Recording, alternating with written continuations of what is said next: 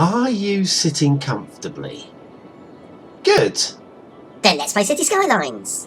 Come here now, girl.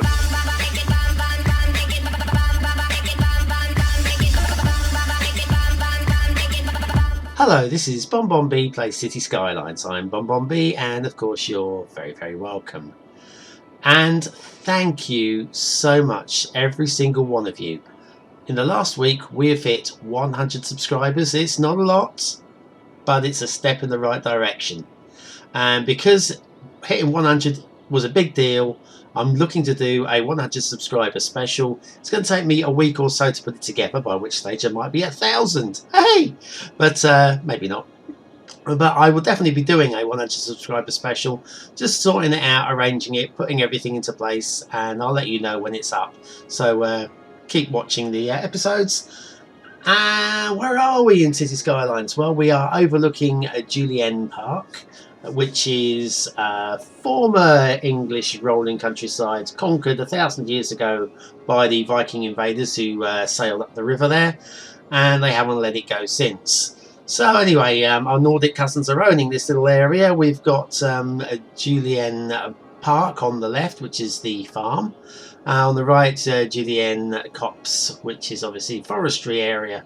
At the top, we've got Julienne Abbey, and we'll be looking at building the Julienne House, which will be a large country house in the area of land between the top of the farm there and the river. That won't be today because I have plans for today. Just really want to get the roads in place for 3 fields over here. I'll scroll across to the town. This grassy area here, I want to get it filled in with roads because I really want to set down my first bus route. I've got the bus station sat over in the main town and it's doing nothing. It's just sat there minding its own business. It's about time it did some work for me. So what I want to do today is get this area covered in roads. I've got 1 or 2 feature points to put in as well, which we will look at as I'm doing it. Where's this Julienne house going to go? Ah, yeah, Julienne house was going to go in this little patch of land here, backing on with the nice little jetty going out into the river, so that when the longboats come back up the river, they can bugger off home. Alright, and now other news. Oh yeah, this, I've got to say that this is going to have to get reworked. I'm not liking this area up here at all. This has got to be redesigned and rebuilt. Okay, right, that's that bit done. Now this week I've been asked by George in the comments. George isn't his real name, by the way, but you know who you are, George.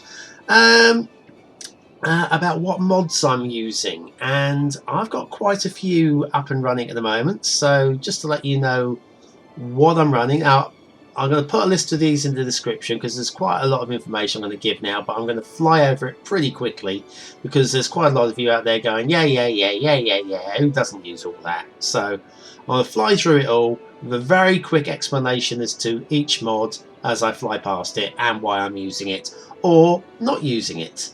That sounds dumb, but there we are. Unlimited money. Well, once the challenge of the vanilla game has been done and you know how to budget, it's kind of pointless. So, unlimited money gets things rolling along. Unlock all. Why limit yourself to size? Why have just the 9 blocks when you can have all 25? All areas purchasable? Yes, that's pretty much the same thing. And then automatic bulldoze is the next one. That one basically is where buildings become abandoned or burned down. Normally in the original game you go along and demolish all these by hand. It's a lot of hard work for very little rewards. This one will demolish those buildings for you. Infinite ore and oil. Infinite ore and oil. Well, okay, ore and oil isn't infinite in real life, but over the course of this game, which is, you know, in theory maybe 200 years tops, you wouldn't actually clear out all the ore and oil. So basically it seems dumb having to redesign your industrial areas in the course of the game. It just seems dumb to me. So infinite ore and oil keeps going. Enhanced zoom. Now I'm having trouble getting a ground level camera to work. Don't know why. It's just not working for me. And the best zoom that I've got for getting as close to the ground as possible is the enhanced zoom. Extended public transport user interface.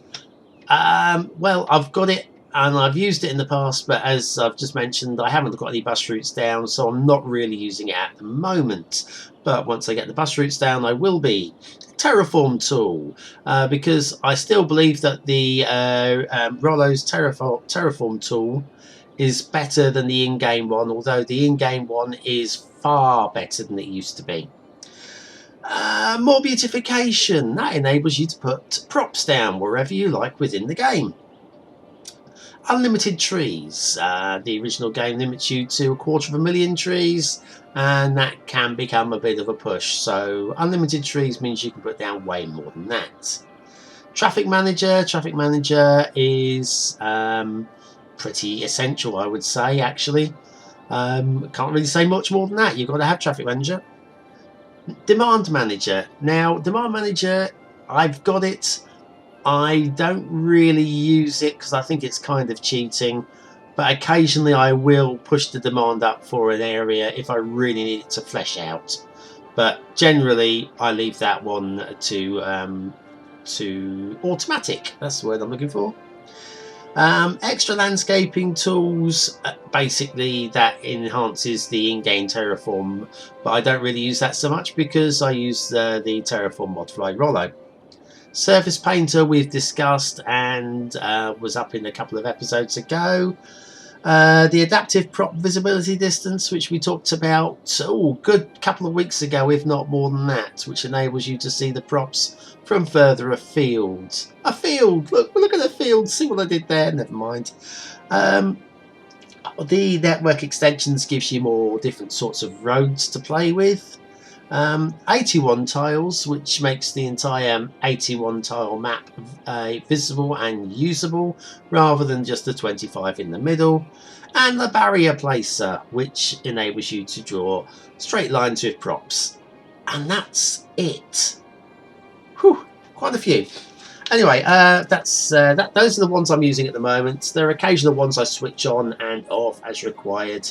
There's one, I can't remember what it's called, which means that you can put down whopping great big buildings, but actually you need to have this mod active first. I don't remember what it's called. It's there. If I use it, I will let you know what it's called and what I'm using. Right. Is that about it? I think so. So yes, so what we'll do today is we're going to scurry across to this area here and fill it in with a little bit of grassiness. And then over here, there we go. Oh, by the way, the middle button on the mouse seems to be working at the moment. I don't understand why one day it does and one day it doesn't. But yes, the bus station is here, and yeah, the bus station is here. Weird that it's starting glitching out now, and I want to be able to get bus routes that will go and cover the entirety of what you're looking at now on the screen, back and forth, which will bring down some of the traffic, not a great deal of it, but some of the traffic. And I can't really do that until I'm happy with, actually the bit that I'm most concerned about is just this road here, this loop, because I don't think it's going to stay exactly like this. So once I've finished completely fleshing out the roads, well, I actually have any building on it really just yet, but once I finish fleshing out the roads, I can put the bus routes in, which will be probably Friday's episode. Shall we get on with it? Shall we play some Cities Skylines?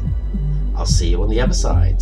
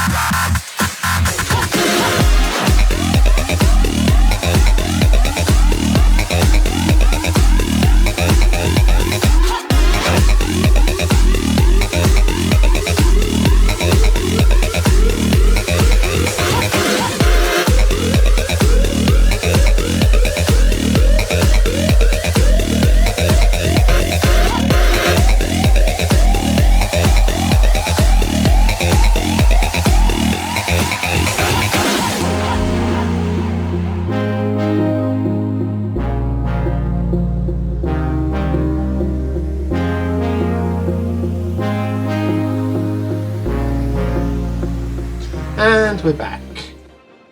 As you can see now, we are now roaded out. I think it's going to be fairly light traffic around most of these areas, so I'm not that worried about having too much of a traffic burden. This little triangular roundabout worked out quite nicely, I think.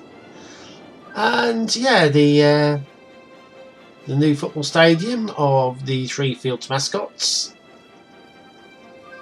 Quite like that little building there, and we'll pop in plenty of parking and a little bit of commercial around it. As usual, going to have to use Traffic Manager to take all these traffic lights out, because do we really need traffic lights at all these junctions? Well, we might do, but probably not. Little bit of a tunnel underpass going across here, which will take down a little bit of the traffic. Cutting across there, maybe, possibly not. And I've done the electricity drawer across the little woods here, just for now, until this little area fills in with residential, and then we'll demolish all that, and it will be line free. That's about it, really, I think, for today. I can't really do an awful lot more without spending a lot more time doing something, if that makes any sense whatsoever. And oh yeah, you've seen me pop in the it's going to be the entrance road to Julienne Hall. So that's looking quite majestic. It's going to be a majestic looking building. Oh yes.